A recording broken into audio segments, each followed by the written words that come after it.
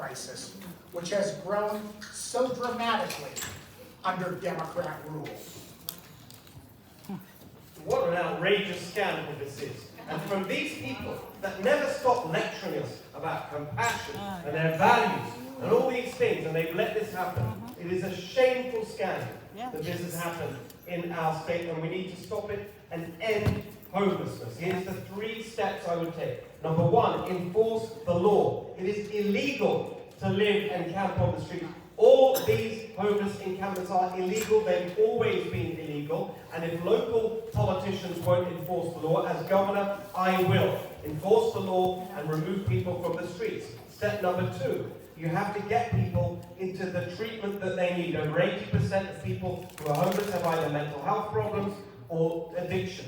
So we need to require addiction treatment. It is shameful that Gavin Newsom last year vetoed the Sober Housing Act that would have allowed just 10% of the money we spend on homelessness to be directed towards housing that requires treatment for addiction. 100% of the homeless budget should be spent on that. And then third, we need to get people the mental health treatment that they need. We've actually been cutting mental health provision in this state. We need to repeal the ridiculous IMD rule from Medicaid, which limits Medicaid reimbursement to mental health facilities with 16 beds. It is completely ridiculous. We need to end all that, and if we do this with strength and compassion, we can end homelessness in California.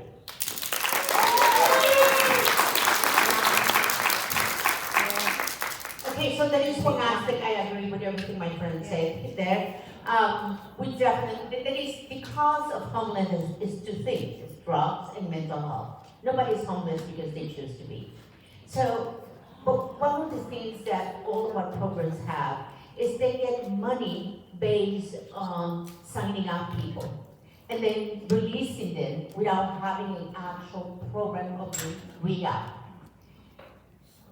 My plan is to make sure that these organizations only get money when they have a program in which people graduate.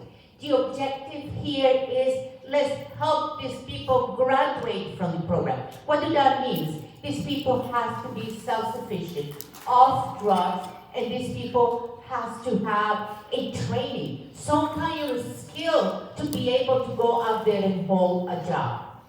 To give money to these organizations based on the fact that they're just collecting people and then later releasing it without any plans for the future is a waste of time and money. We have to develop a program in which we allow people to graduate with real skills. Everybody needs that in California.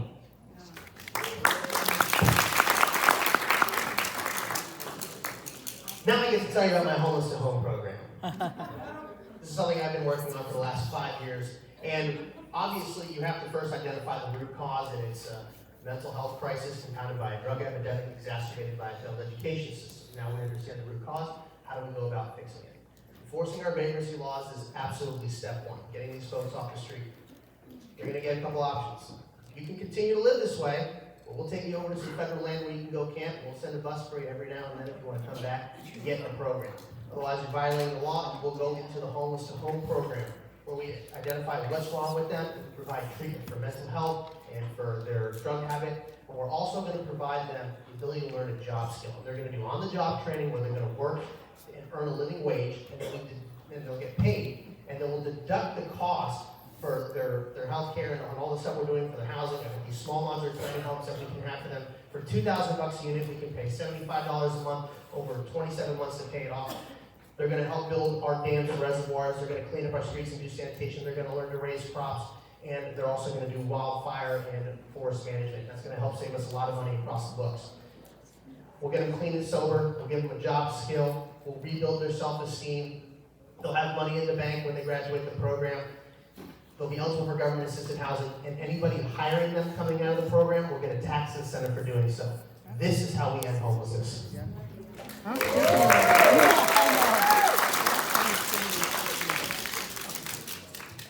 11 years I worked in a county welfare system as a case manager dealing exactly with these folks, homeless people, people addicted to drugs, people that have mental illness, people addicted to alcohol. Here's the concept that we've been doing in California for so long. It's now put us at nearly 200,000 in the last few years. We spent $35 billion and have accomplished what? Nothing. We have a governor that throws his arms open and says, "Come ye, all ye homeless, California will welcome you." But he forgot to include that you are going to pay for it. And we have been, $35 billion. Here's what's going to happen with the homeless. Number one, you're not going to continue to allow 1% of our city populations to continually destroy streets and destroy our cities from within. If you have mental illnesses, you're going to get help. We have rights in California. You have rights. Again, we're going to start extending them. We're going to put you in these facilities. You've emptied out a lot of jails from criminals. Great. Now I got a place to house the homeless that are mentally impacted. The unions complain that they don't have enough jobs. Great. We're going to ship their workers there to deal with the homeless. We're not going to let them roam around the city under the pretense that they're looking for help when they're actually not. If you're dealing with drugs, you got an option. Jail or gone. Your pick. If you're an alcoholic, you have an option. Jail or gone. It's your choice. We've gone through the carrot. It's now time to use the stick, unfortunately. But we cannot have compassion, or people pretend to be compassionate by watching somebody lay in filth and squalor on the street, give them a couple of dollars and think that you're doing something when you're not. You're aiding that problem. We need to start changing what we're doing, and that's how we do it. All right, Leo. Our plan for the homeless is we need to find out who they are. In some way or form, whether by arresting them or collecting them or actually have them voluntarily come in, we need to find out who these people are. Because not every homeless person has the exact same story. There are people that are down in their luck. The husband runs out and the kids are living with the wife, they're living in a car. Those kind of people need to find those kind of people. There are programs that are for them. That finding them and putting them in those programs is a good idea. We have the mental health people, the ones that when the state hospitals closed, those kind of people find themselves in the street. Those conditions can generally be treated medically, but they need to be in a situation where they can get that medical treatment to kind of bring them back from wherever they're at. We have criminals out there with outstanding warrants, and they could also be illegal aliens. Those people would be shuttled off to the appropriate authorities.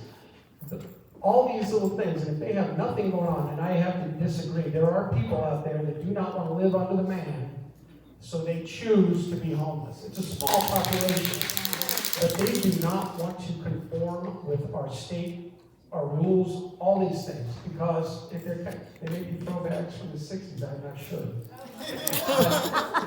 We've got to find out who they are and treat each one of them individually.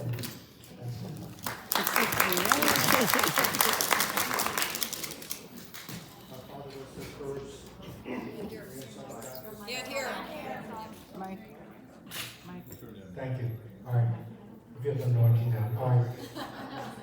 We immigrated in 1960. I was 5 years old. My father was the first Korean Southern Baptist pastor in North America. Even though I grew up in the evangelical church, I did not know the Lord until I was 17. By the time I'm 15 years old, I'm doing drugs, everything under the sun. By the time I'm 17, I was a drug addict. I dropped out of high school, junior year, and I was homeless. I know what it's like. It's not theory. I lived this out. By God's grace, I know the solution as well. What saved me was the gospel of Jesus Christ. I heard the gospel and changed my life. And the next thing I know, I'm called to be a pastor. What the problem is, we're giving money, billions, to nonprofit organizations, but none of them are faith-based. And what we have to do is pass legislation to allow the money to go to people who have data to show. Let me give you an example. Dream Center with my good friend, Pastor Matthew Barnett. 80% of the homeless they pick up, they don't go back on the streets because not only are they delivered from drug addiction, they learn job skills, and the recidivism is amazing.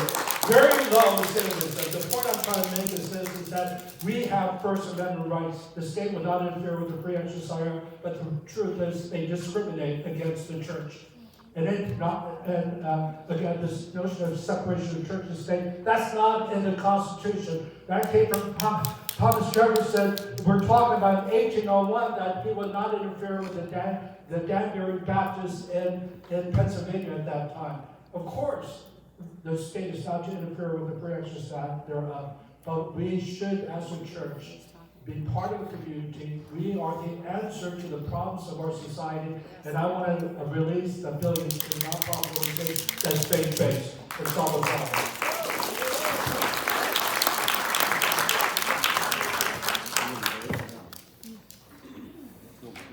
Question number 9. Democrats continue to hold a supermajority in the California legislature. How will you use your powers as governor of California to manage a dysfunctional Democrat legislature? Good luck. This one is really a tough one, but I think the right candidate, because as a moderate Republican, I think I'm going to bring issues to the table that are important to all of us, whether you are a Republican, a Democrat, or an independent. The whole idea here is that we need to work not on things that divide us, but things that really bring benefit to all of us. And I think revenues, our economy, job, taxes are things that we can all agree need to improve. So my plan is, as a governor of California, is to work with everybody to improve the economy, to bring business, to make California affordable again. And I think that is something that no matter what your destination is, you will be on my side, working together to make California affordable again.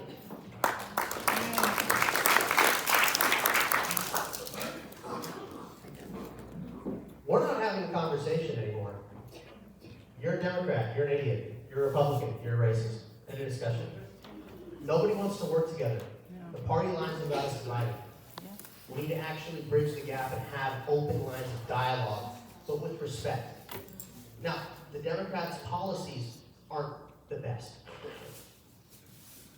But most people, whether they're Democrat, Republican, or Independent, they all want the same thing. They all want safe communities. They all want good schools for their kids. They all want affordability. They want to be able to own a home. All these things that we all collectively want. We have to actually build rapport with every single member of legislature. And that's exactly what I'm going to do. If you're in sales, anybody been in sales? Yeah. Right? You want to make that sale, you got to understand who that customer is, what makes them tick, why they think and feel the way they do. I want to build that understanding with every single member of the legislature. Break bread with them, get to know them on a personal level, so that I can help market these ideas to get them on our side, to do what's right for everybody. Because the decisions coming out of Sacramento impact everybody, regardless of your party affiliation. We have to have the dialogue, we have to have the respect, and we need to build the relationships, and that's exactly what I'm going to do when I get there. In my first 100 days, I will sit down with every single member of the legislature, and I will get to know them on a personal level and continue to grow those relationships over my time in office.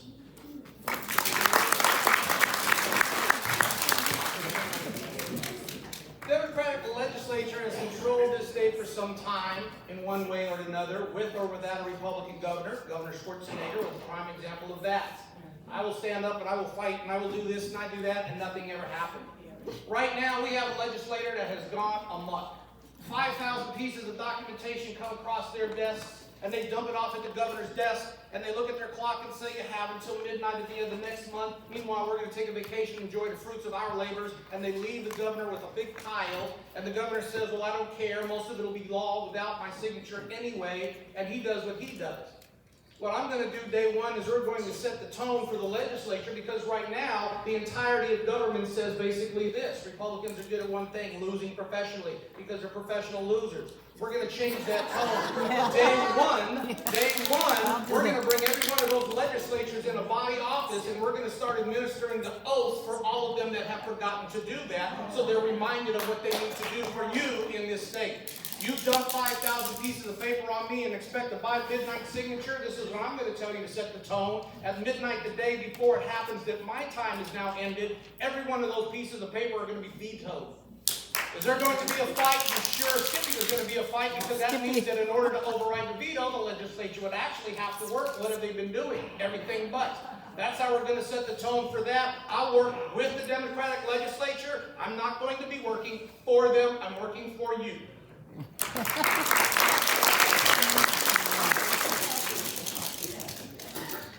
As the governor, you say, how will I work with them? Well, they're going to have to work with me.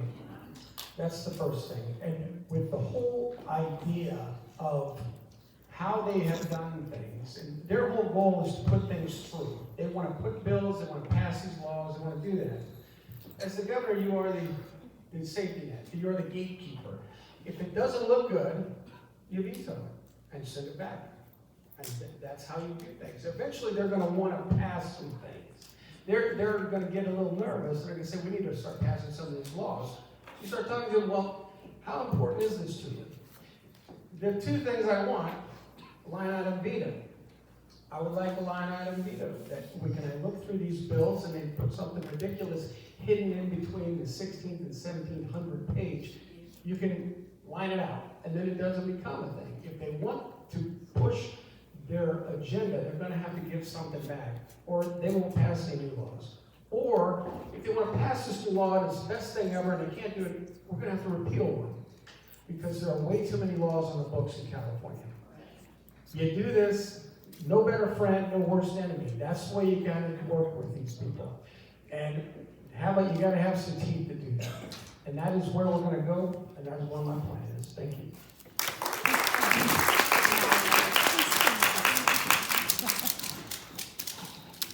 Paul says in Ephesians 6:12, we don't wrestle against flesh and blood, but against principalities, against powers, against spiritual wickedness in heavenly places, against the world forces of this present darkness. It's not people. It is spiritual principalities. It is Satan who has blinded the eyes of unbelievers. 2 Corinthians 4:4 says, the God of this age is blinded.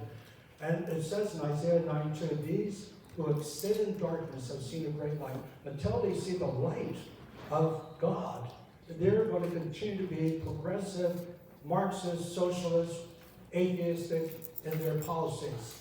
And so what I'm doing, and I want you to go to my website because it explains it, Che4ca.com, Che number 4 for CA. I'm mobilizing 1 million prayer warriors and civic activists. Now please hear what I'm saying.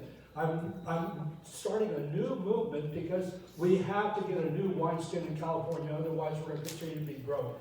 And so I want to recruit new people to vote, and I'm going to campuses, college campuses. A lot of us won't go there because there's no money there, but I'm at USC, I'm going to all the universities. I've got invited to Jessup University, Pepperdine, because I want to recruit new people to vote biblically with a center on conservatism that we all share.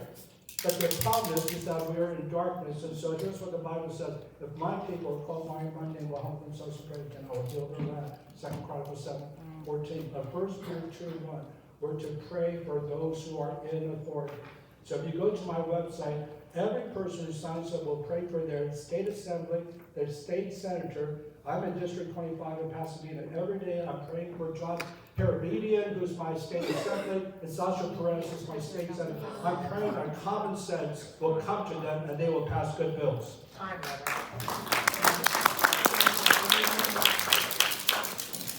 All right, here's how I see it. This Democrat supermajority, it is not a legitimate supermajority. They have more than 2/3 of the seats in the legislature. Since when have Democrats had 2/3 of the vote in California? Never. It's the product of gerrymandering. So let's not have undue respect for this supermajority. That's the first point. Second point, when I'm elected in November and take office in January, that's going to be a political revolution in California. They don't expect it. They're so arrogant, they think they're going to be in power forever. They've got a shock coming this year. I will have been elected on a very clear mandate, on a very clear platform. $3 gas, cut your electric bills in half. First 100 grand, tax-free. No more free healthcare for illegal immigrants. A home you can afford to buy. And all the policies that would enact that. I will expect the legislature to work with me to enact what the people just voted for. And what are these Democrats going to do after all their lectures about democracy, and our democracy, and all the rest of it? Are they really going to stand against that? My first budget will implement the will of the people. I'll expect them to do it. But if they don't, remember, this office of governor is much more powerful than people think if you know how to use it. And so I will enact these policies through the executive branch, through the executive orders that I put in there and the people that I put in there. That's why I'm already finding the people to nominate to the key positions in the hundreds of agencies where the governor has thousands of appointments. One way or another, we will make the change happen. I think that process needs to be streamlined too. Say that again? I think the process Well done, candidates. Now I introduce you to the minefield of California governors. Welcome to the topic of education. In 2024, 53%, that's a majority, of California students failed to meet English language arts competency standards. That was the good news. Math was worse. 64.5%, almost 2/3, failed to meet math competency standards. And these aren't the federal standards. These are the much more forgiving California standards that California provides for itself. After years of Democrat government, more than half of California students failed to achieve basic educational competency. During your first four-year term as governor, you will spend much of your time dealing with this. But right now, you have a minute and a half to tell us how you will reform education in California and return excellent outcomes to our students. School choice. Give us That money is going to follow our kids. Yeah, I do like that. Because I'll tell you what, folks, competition breeds excellence. When schools are pitted against each other for performance to get that money, you better believe those kids are going to come out of there learning something.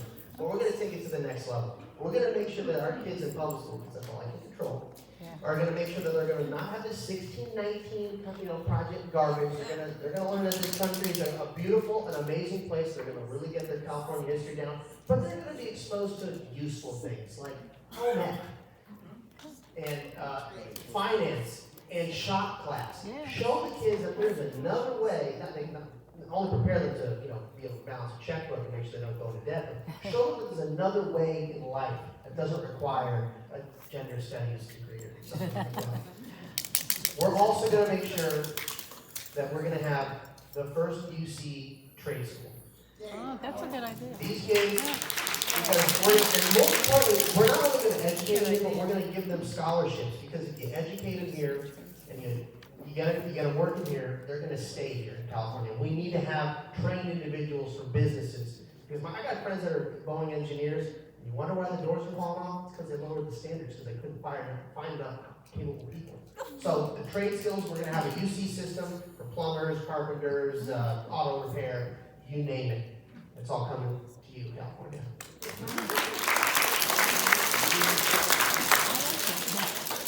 High school students that can't even get into college because they can't even do basic math.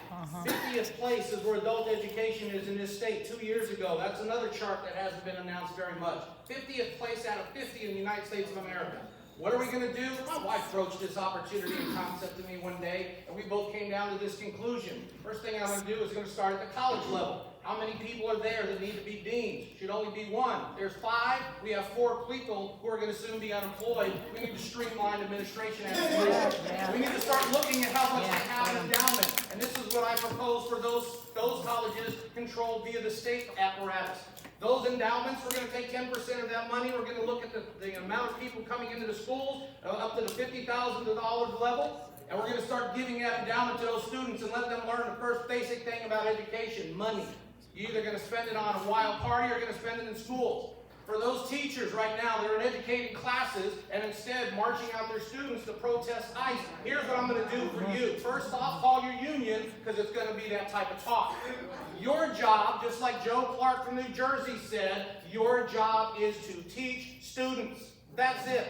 Students are there to learn and get an education. That's it. If there's a teacher that doesn't understand that concept, I don't care what your tenure time is, your time will soon be gone from that school environment. We're going to bring back education where California used to be #1 when I was a student way back in the 1970s. We're going to achieve it again.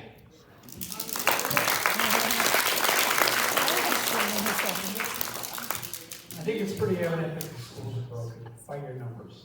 You think about all the things that have gone wrong with that. We're 50th with teacher-to-student ratio as well. Last in the nation. And why is that? A lot of that comes back to the economy. The economy where you may have a nice job at a high school, but you can't live in that community because as a teacher, you need to be making over $140,000 to get a small condo in most places.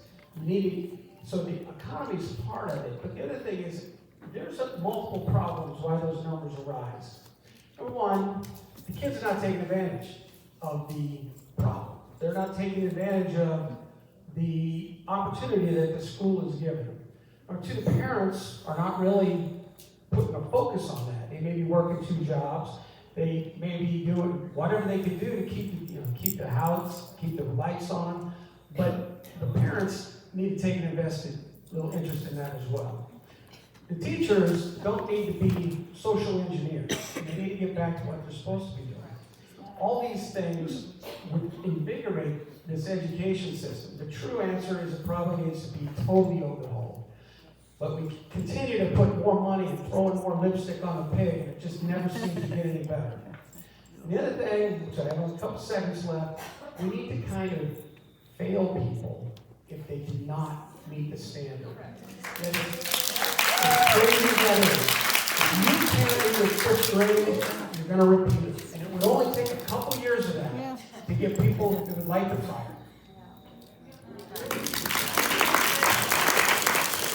Again, we're dealing with a Marxist atheistic ideology strong on one-party state that has taken away parental rights. Let me give you one example, AB 1955, that a teacher or principal cannot tell the parents that the child wants to change his or her pronoun or wants transition, hormonal blockers, or even one surgery, we're not to notify the parents. What that's saying to us, we, the state, we know what's best for our kids.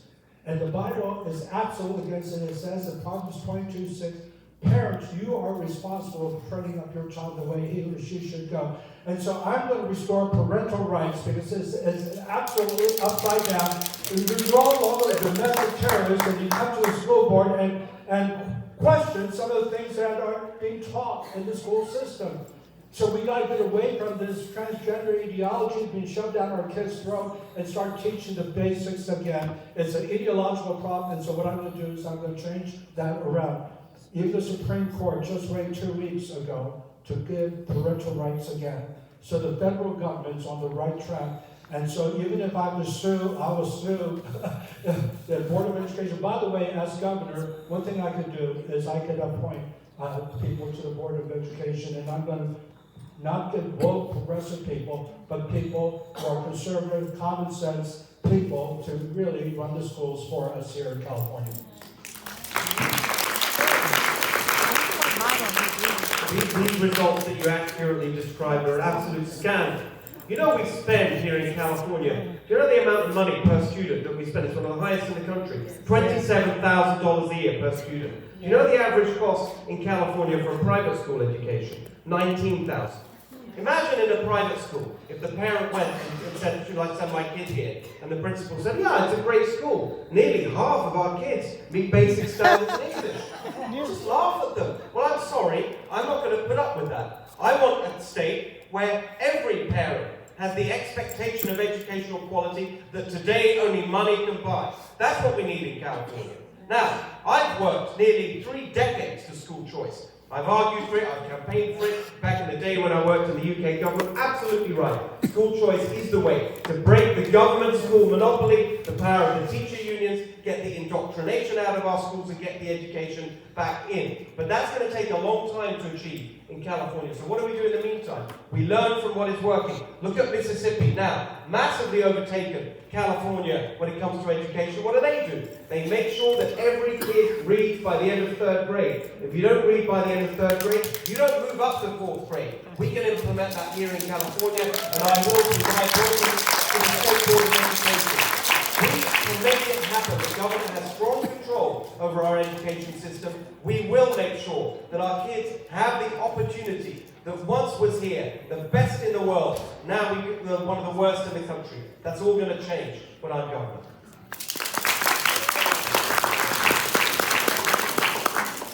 I think there is two things that I think we haven't touched on it, and I think it's extremely important.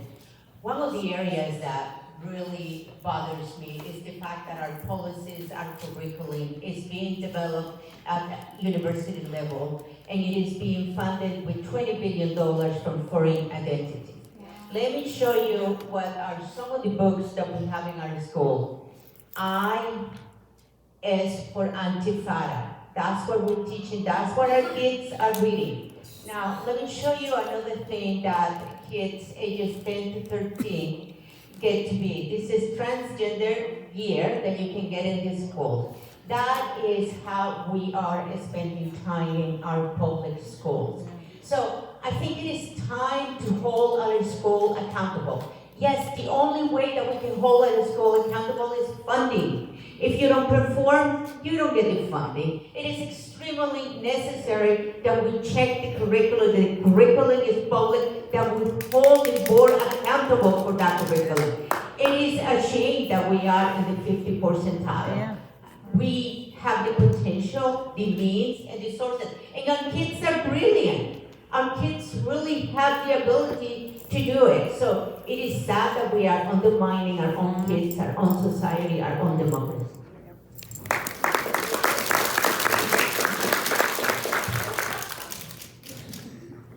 Candidates, lightning round. You understand the rule. One-word response. That word will be a clearly spoken yes, no, or undecided. This will be strictly enforced. Your question. The Democrats are committed to DEI openly when they can get away with it, surreptitiously when prohibited by the courts. As governor of California, will you allow race to be a factor in admissions to the University of California and California State University systems? No. No.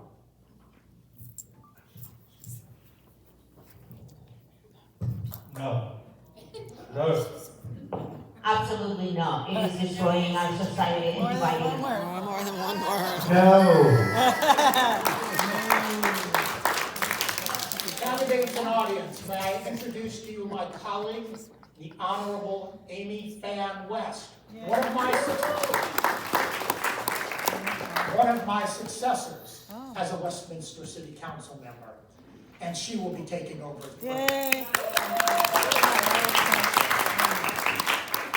Thank you, Honorable, I can't talk right now. Honorable Kermit Marsh. Thank you.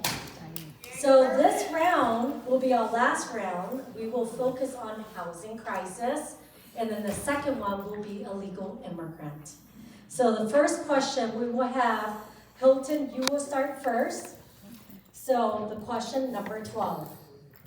California boasts some of the highest home prices in the United States. In your view, what are the main contributing factors that, and what specific policies or measures would you propose to reduce costs and boost housing availability? You have 1.5 minutes. You're right. We have the highest housing costs in the country. We're destroying the California dream. It's one of the most heartbreaking things I see on up and down the state doing our town halls, and you see young people who have given up on the idea that they can make their life in California, that they can have that very simple, basic California dream, a good job where you make enough to raise your family in a home of your own. So here are the things that are causing that. Number one, it is 2 or 3 times as expensive to build the exact same building in California as it is in neighboring states because of the building codes that go up and up every year, more and more complicated because of their insane climate ideology. As governor, you can halt that and simplify the building codes and bring it down to a reasonable level so it's cheaper to build. Number two, it is their insane war on single-family homes. They've got this ideology of density, that the only thing you can do is build apartment buildings. No more single-family homes. They are forcing apartments into suburban areas. That is going to stop when I'm governor. No more. That's how they live. They don't live like that. Gavin Newsom doesn't live in an apartment. Nancy Pelosi doesn't wander around San Francisco on transit like they want everyone else to do. Apartments with no parking. All of that is going to end. We have plenty of land in California to build on. And that is what we're going to do. Instead of forcing housing into places that don't want it, we're going to allow housing to be built in the places that do want it. That's how we restore the California vote. Of course, one of the reasons that housing is so expensive in California is our environmental regulations that we have. We all know that. And the second one is our permitting process, which is extremely burdensome. However, one of the key elements of housing pricing is water. So one of the things that we have to do is we have to work in our water infrastructure. So not to repeat what we already said, I think in order to be able to revise, in order to revise our environmental and our permitting rules, we need to work and provide what this state needs, and that is water.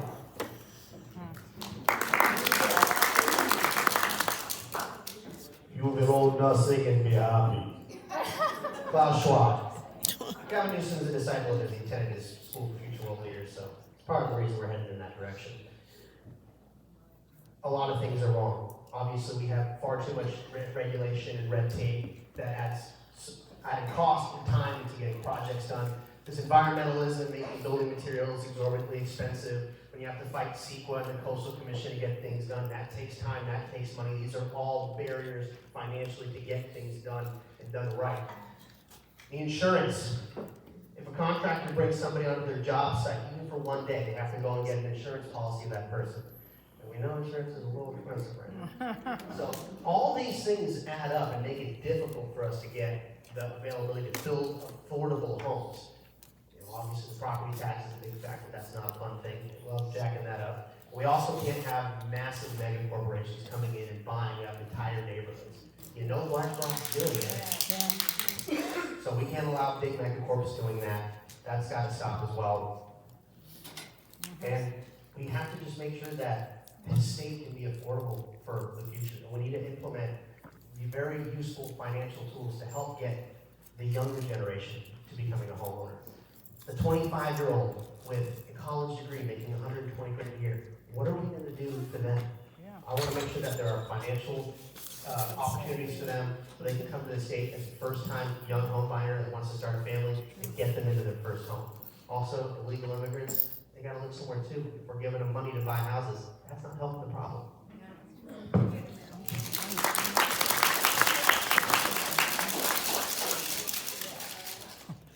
Illegal immigration is hitting our home status. We have requirements hitting our home status. 3 years ago, I stood forth in front of my city council in Elk Grove fighting against what they wanted to build in the middle of our suburban area. A homeless shelter, 3 stories, so many beds, limited parking. Here's the thing that happens to communities. They're forced to build these centers. If you don't build it, I get to sue you. If you challenge me, I get to sue you. If you relocate me, I get to sue you, and you pay for all the relocation. Here's my thing going back to the home situation. If you want to build it, let the community decide. They know what's best for what they need and what they don't need. But if you're required to build something, here's what I say. If you're going to make it affordable housing, it's going to be affordable for those who can least afford housing. That to me means $300, $400, $500 a month rent, not the $25, the $35, the $4,500 that I've seen affordable housing charged. If the city or the community says you can't build it there and you demand that it be built there, you're going to be building it with that limitation. It's going to be affordable for the poor folks to live in there because that's what you said. But you're not going to be establishing homes in communities so that you can house the homeless in there and say, look what we did at somebody else's profit and your detriment.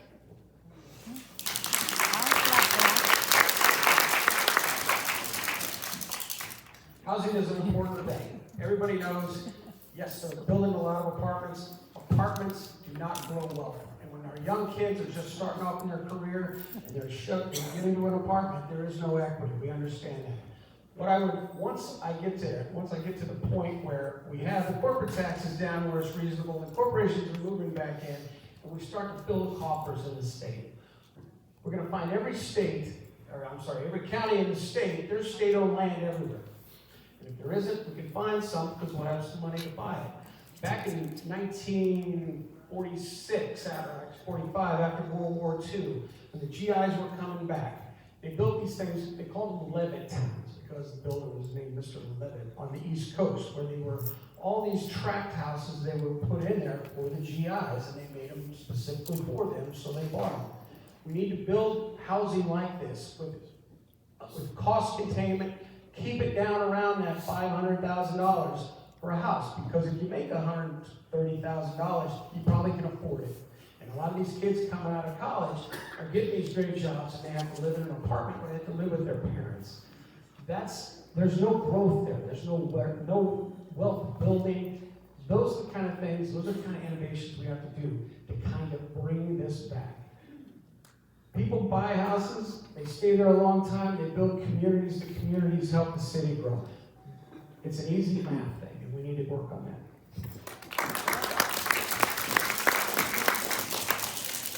We're immigrants. We came in 1960. My parents taught me real estate is the key to financial success. And my parents, even though they were pastors, they started a restaurant, became very successful.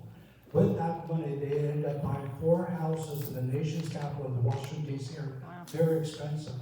And then when we moved to California in 1984, the price, of course, it was like double the price in Washington, D.C. and California. But my parents helped us to buy a house here in Pasadena. And I've done the same thing with my 4 adult children. Everyone has bought a house in Los Angeles with the outrageous prices. All of them have appreciated $1 million to $2 million and above. As a father, as a grandfather of 10, I am approaching this governorship as being a father to everyone, not just a governor, but as a pastor. I'm a pastor to everyone, Democrats and Republicans. I want to be the governor to all the people, especially I want to help the young people to be able to afford to live the American dream like we had the privilege of living. And how am I going to do that? Number one, I'm going to open up land and put a cost to seek so we can develop more homes on this land to reduce the price of homes. Secondly, I'm going to have a bond program so that we can have money for these new homes. Thirdly, I'm going to lower the interest rates for first-time home buyers, because as a father, I know I could have bought a house without my parents' help, and I want to be a spiritual father to California and help them to be able to afford to buy a house. And I believe, my time's up, I'm sorry. Okay, so Thank you. I think all of you guys have answered, right? Is that correct? Okay. Now we'll go to the most hot topic of the state of California. It is illegal immigrants. So California schools, hospitals, budgets, and public safety face significant strain from illegal immigrants, while the flow of fentanyl and other dangerous drugs continue across the border.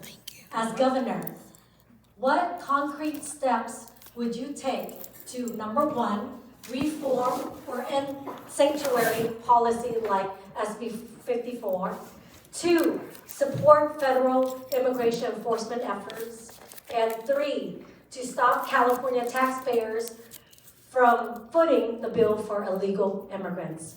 And you guys have a 1.5 minute. This is a really important issue that we need to talk about it. Open borders has brought a lot of crime, human trafficking, but worst of all, it has brought a group of people that don't come here because they love our democracy or because they love our country, but they come here to undermine our democracy. It really concerns me when you see people burning our flag, when you see those people chanting, "Death to America." I can't believe that they live in this country. One of the things that we have to keep in mind is that this is a significant burden because most of those people, and looking at the data from Minnesota, 60% of the people is in some kind of state health. Here in California, 50 million people is in some kind of medical or Medicare type of system for those people that need help. That is simply not sustainable. Our economy cannot sustain that kind of expending. So as a governor of California, the very thing is we will have to end this entire state. Two, we're going to work with the federal government side by side to make sure that our laws are enforced. Now, that doesn't mean that I don't have a plan for having a proper process to bring people to work in an agricultural field, but we'll talk about that later. Thank you.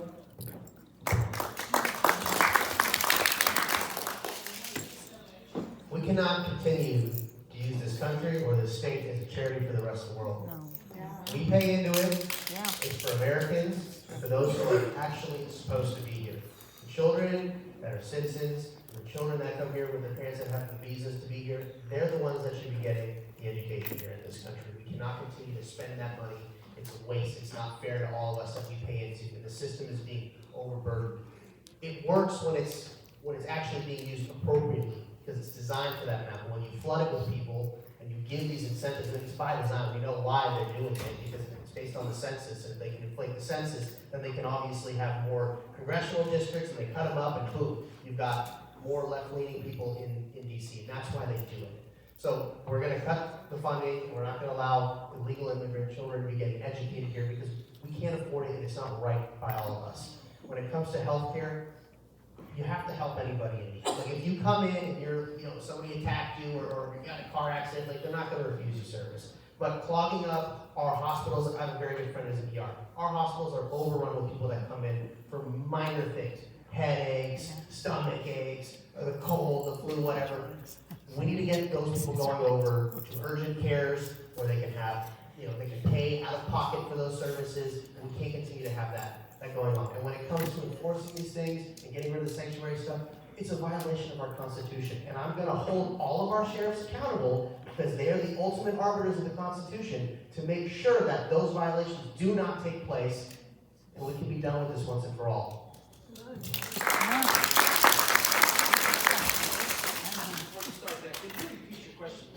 Yes, absolutely. California schools, hospitals, budgets, and public safety face significant strain from illegal immigrants, while the flow of fentanyl and other dangerous drugs continue across the border. As governor, what concrete steps would you take, number one, to reform or end sanctuary policy?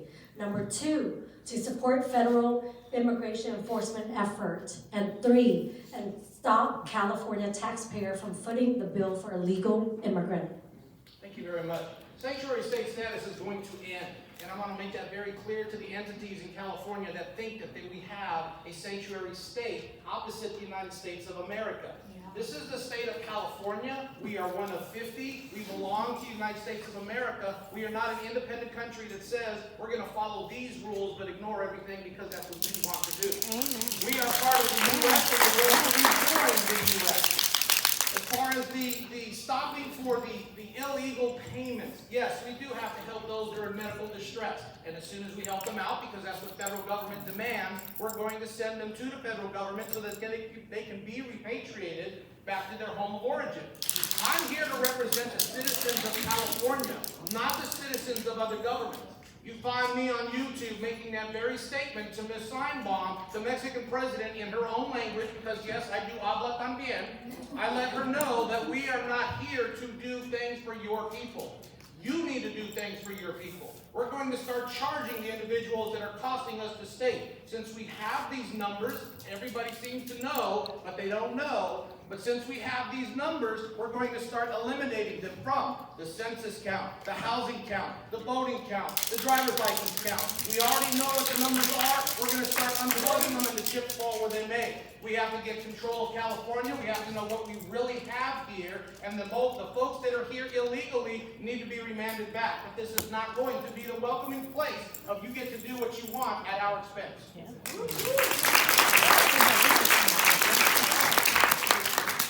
In response to this question, I just want to say that Tom Allen's doing a great job. And what we need to do here in California is get out of his way. That would be the best thing ever. To do that, to get out of his way, we would employ the sheriff's departments and the California Highway Patrol to actually help with that crowd control. That would be a great thing. And they have already started. They did that in Los Angeles, but doing that throughout the state would be the right thing to do. The second thing we need to do on day one is defund the NGOs. Because many of these NGOs fund things like Riot Inc., which they fund those people and pay those people to come and throw bricks and rocks at the police and the ICE agents. This never happened with Obama because the media didn't care. But he deported 8 million people. The other thing we need to do, which is very important, is to call our senators and get them to pass the Save America Act. Because once that happens, and we legalize it, there'll be no need to allow those people to come in, because then they won't be able to vote. Those are kind of the things you need to do, and I'm going to leave it there.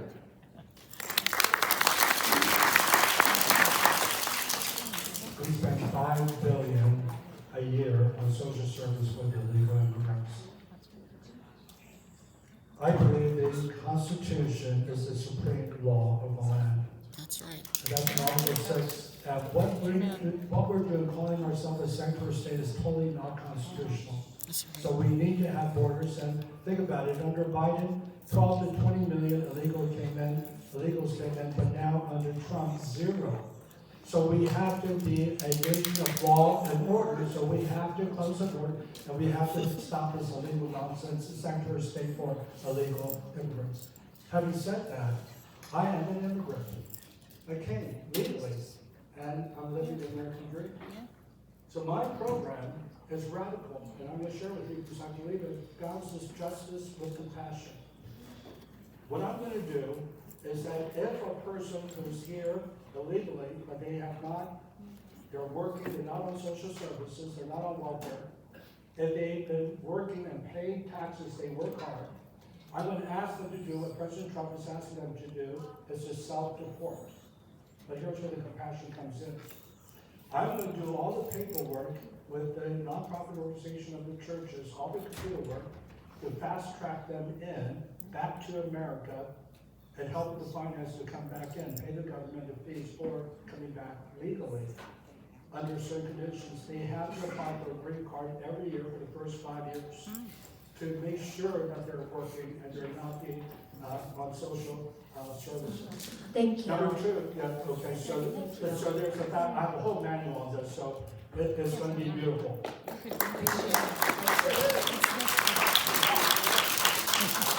I'm sorry, but this has gone on long enough, okay? We've accepted a situation in this country for decades where mass law-breaking has become normalized and acceptable. It is not acceptable, and I will not accept it as governor.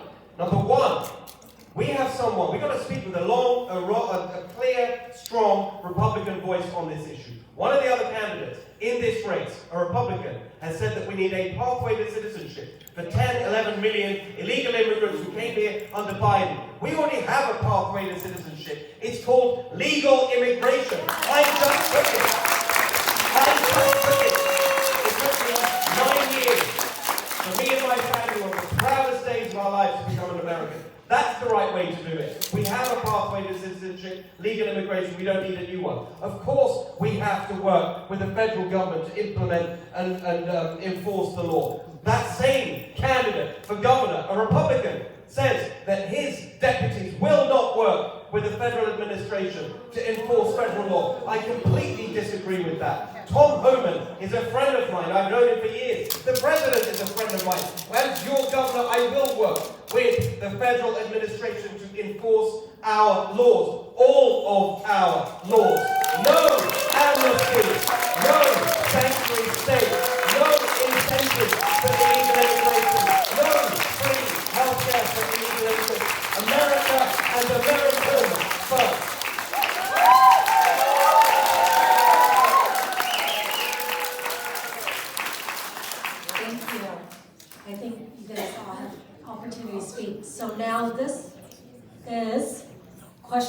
2014, lightning round. So only one answer, one word, please. Either yes, no, or maybe, or not apply. Okay. Okay, so one word, respond to the following question. Do you support amnesty for illegal immigrant? Yes or no? No! No, never. Nope. Maybe. No. No, we have done it enough times. Yeah. Thank you so much. I really appreciate this. As before we end, I want each of you guys to have 1.5 minutes to do your closing statement and tell us why you are the best candidate for governor. Okay, starting with Naranjo. Once again, ladies and gentlemen, thank you for the opportunity to be here tonight, to speak to you, to get to be on stage, give you my platform, give you my ideas, and show you what a fighter is. Thank you for our Lord Jesus Christ for giving me the strength to be here with you as well. One of the things about California that we have lacked for so long, and I've seen this for 30 years that I've been watching politics in this state, watching our state drive down to socialism, to drive down to where mediocrity is the norm. Failure is acceptable. Losing is an okay thing. Matter of fact, hey, it's great. Let's cheer it. And I got disgusted with the fact until finally I heard that statement that I made earlier. The fact that our governor has got it instilled into government, that the Republican Party is nothing more than a bunch of losers who professionally do nothing but lose professionally. That one was the final straw that broke the back. And that's why I'm here today. Losing? No. My concept is winning. My concept is result. My concept is to fight for the citizens of this state, and that's what I'm going to do. If the unions want to have the argument, by all means, I'll go toe-to-toe with them because I've been there before. Federal government authorities, I can go toe-to-toe with them with that. When I left the federal government, that's exactly what was happening to me. Managers that didn't want me to stand up and say what was wrong during the Doge cuts against employees that they lied to. Don't worry about these things. You're not going to lose your pension. No, they were about to. And I stood up and fought for them. I will stand up and fight for you. I am here for the citizens of this state. I am not here for the citizens of other nations. Those governments can take care of them. We need somebody that's going to look at you, number one, and put you first before everybody else. Thank you.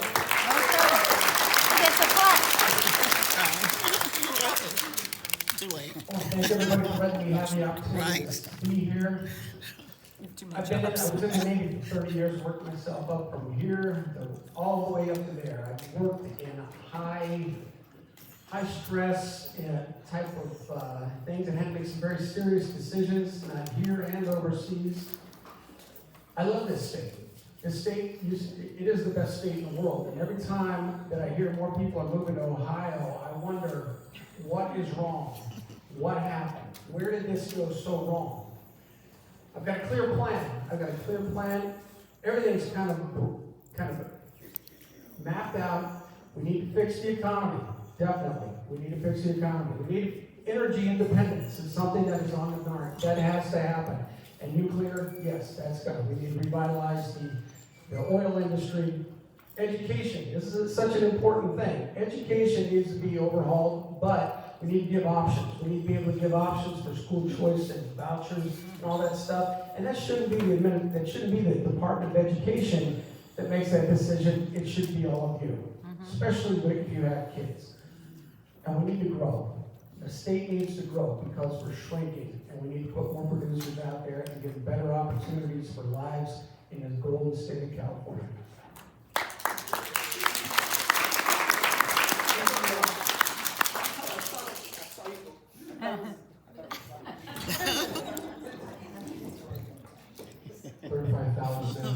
U.S. soldiers signed in Korean War. Our armed forces, can we give the hat to that person while we fight? They laid down their lives to also be free. With my family, we immigrated here. Then God called me to California in 1984, and I really believe the reason why He called me, I've been a pastor for 46 years. I'm not a politician, never ran for anything. But I really believe I'm here to see transformation in California. That's my calling. And I really believe that God wants to bring freedom once again to California. We're under bondage. Bondage to woke ideology, Marxist, atheistic ideology. a one-party state, and I really believe God wants to bring spiritual revival and reformation and transformation to California. I believe that's why he called him pastor. Now, you try politicians. For 20 years, we've had politicians. Think about Nixon, was mayor of San Francisco 8 years, lieutenant governor for 8 years, governor for 8 years, and what has happened to this state? Why not give it a Republican conservative, but also a man of God, a chance to win? And by the way, I had the ethnic votes. I'm the only one that's 51% of California is people of color. Why do I think I'm going to win? Because I've got the endorsement of the Hispanic community, the Korean community, the Chinese community, Armenian, Arab speaking. And I represent all of California. And I believe through prayer, through repentance, with sound wisdom, we will see, once again, righteousness come to this state, which will help the state.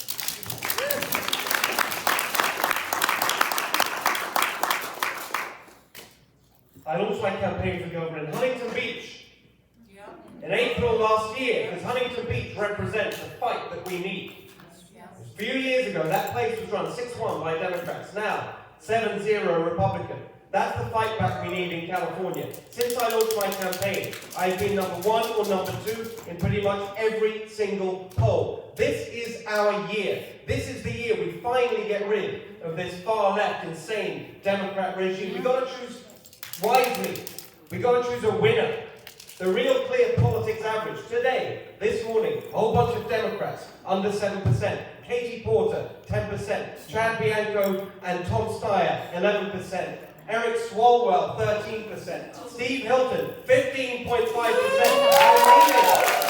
I'm leaving because I've got the plan, I've got the policies, I've got the business experience, I've got the government reform experience, I've got the national experience, the media platform. I have the friendships with the president and half the cabinet to make things happen for us here in California. I'm putting together a team to make things happen for us in California. It's never been done before. I've got a running mate for Lieutenant Governor, Gloria Romero, for Attorney General, Michael Gates, for State Controller, Herb Morgan, the golden ticket that's going to be there, fighting hard to make this beautiful state truly golden again. And I would be honored to have your support. Thank you very much.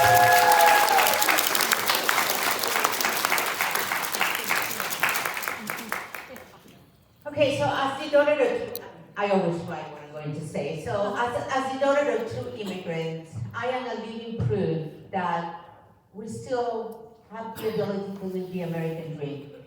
However, I am concerned that we are under threat. Our democracy, our economy is under threat by socialist, communist people. Our entire education system has been destroyed, and we are being manipulated, brainwashed, all of the above. So my plan and my request for you is that for the first time, you hire somebody who actually does not only love deeply this country, but also someone who has the skill sets, the knowledge, the proven record that I have solved the problems in infrastructure and energy and water that we are facing today. And those are paramount to the future of California. Just remember, our economy and the economy of the world is very much still depending on oil. When the Middle East jumps, we say how high. The reason is because we need their oil. It is time to say globalization has failed the Western world horribly.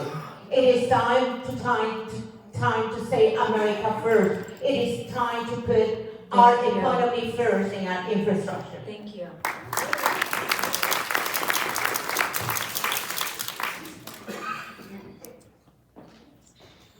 I'm living proof of what the legislature in California can do to a successful business. We were the largest privately owned business in the state of California. We got wiped out. I know what it's like to be in the #1 business that generates tax income in the state, and that's agriculture.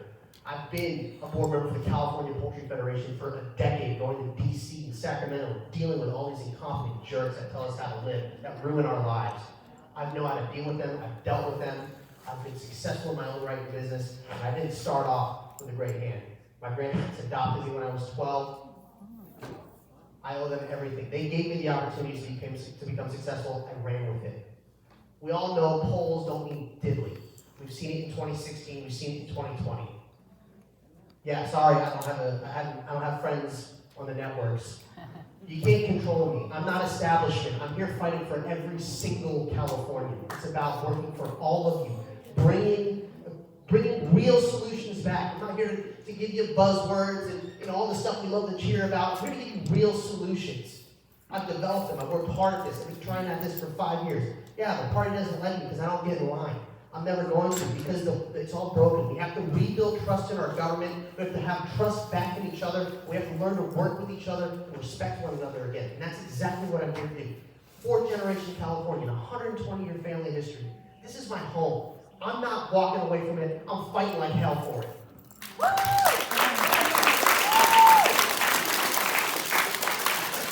Thank you so